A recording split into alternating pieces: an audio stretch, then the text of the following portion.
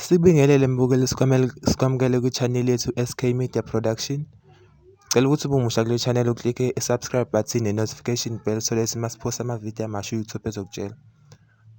Namhlanje-ke siphethe udaba oluphethe laphayana ekaMaskandi lapha kuqhude manikiniki ngoba sibonile lapha kuKhozi FM emavikini amabili adlule beqhathe u-Ali Mfokamgube namagoso awaphethe laphayana umfana uMdumazi.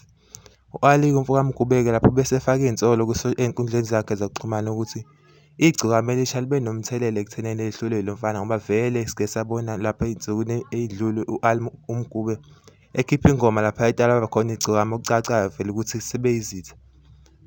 Ali-ke Mfokamgube-ke bese ebeka iy'nsolo-ke ukuthi-ke ekuhluleni kwakhe uMdumazi bekuyisu elikade lisungulwe igciwane kanye nabalandeli bakhe. Ividiyo ichaza ngalokhu iyalandela.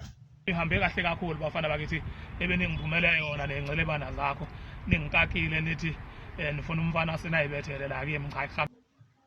Sisekulo lolu daba mbukeli sithole laphayana kuMdumazi naye enkundleni zakhe zokuxhumana uyaphendula ngalolu daba.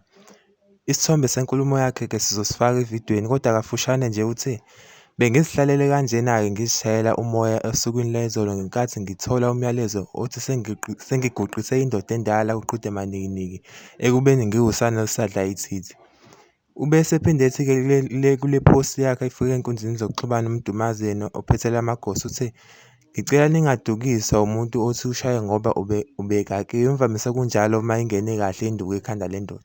Okubeke kwacaca ukuthi uMdumazi uyayiqhelelanisa ney'nsolo zokuthi yena ubesizwe igciwane kanye nabalandeli babo ukuthi ehlule igciwane ngoba lona belifuna ukuveza ukuthi uMgube kahle kahle emculweni akasiyo nje inkinga kakhulu.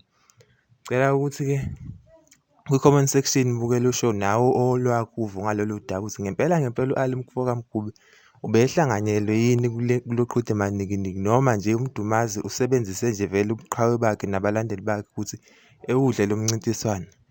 Cela ukuthi uma umusha kwi-channel subscribe siyabonga. Uphinde uklikhe le-notification bell so that uma siphosta ezinye futhi ey'shisayo ey'phathelene nama-celebrity ethu South Africa, u-YouTube ezokutshela. Siyabonga.